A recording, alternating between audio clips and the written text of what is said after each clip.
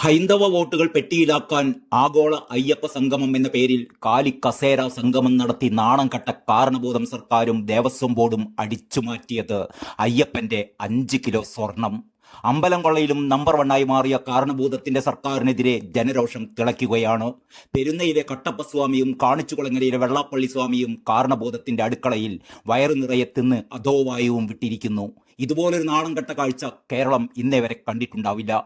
ലോക തിരുടന്മാരുടെ ഭരണം. നാമജപ ഘോഷയാത്രക്കാർ കട്ടവന്റെ ചെരുപ്പ് നക്കിയിരിക്കുന്നു.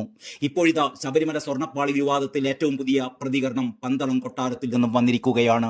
ശ്രീകോവിലിന് മുന്നിലെ ദ്വാരപാലക ശില്പത്തിലെ 5 കിലോ തനിത്തങ്കത്തിൽ തീർത്ത സ്വർണ്ണപ്പാളി കാണാതായതിൽ സമഗ്ര അന്വേഷണം വേണമെന്ന് പന്തളം കൊട്ടാരം നിർവാഹക സമിതി സംഘം സെക്രട്ടറി സുരേഷ് വർമ്മ ആവശ്യപ്പെട്ടിരിക്കുകയാണ്. ദ്വാരപാലക ശില്പത്തിന് 1998 വിജയ് മല്യ സ്വർണം പൊതിഞ്ഞു നൽകി എന്നതാണ് രേഖകൾ.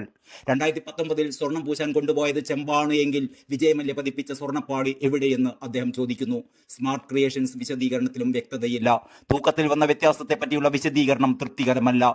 ശബരിമലയിൽ നിന്ന് സാധനങ്ങൾ കൊണ്ടുപോകുന്നതിന് മാർഗരേഖയുണ്ടെന്നും അദ്ദേഹം കൂട്ടിച്ചേർത്തു.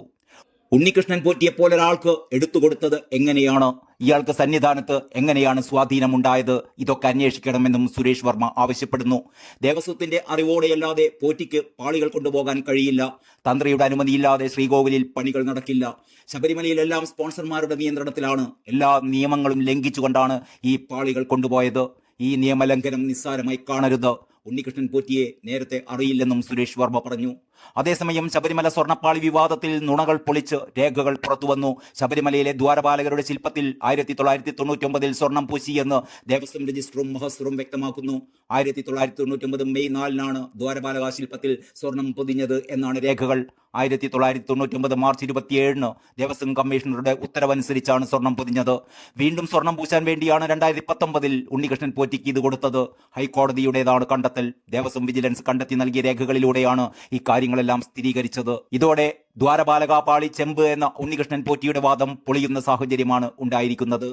ഇതിനിടെ സർക്കാരിനെതിരെ രൂക്ഷ വിമർശനവുമായി കോൺഗ്രസ് നേതാവ് ചെറിയാൻ ഫിലിപ്പ് രംഗത്തെത്തി. അമ്പലം വിഴുങ്ങികളാണ് ഇപ്പോൾ കേരളം ഭരിക്കുന്നതെന്നും സ്വർണ്ണക്കടത്തിലും സ്വർണ്ണക്കൊള്ളയിലും കേരളം ഇന്ത്യയിൽ ഒന്നാമതാണ് എന്നും അദ്ദേഹം ആരോപിച്ചു.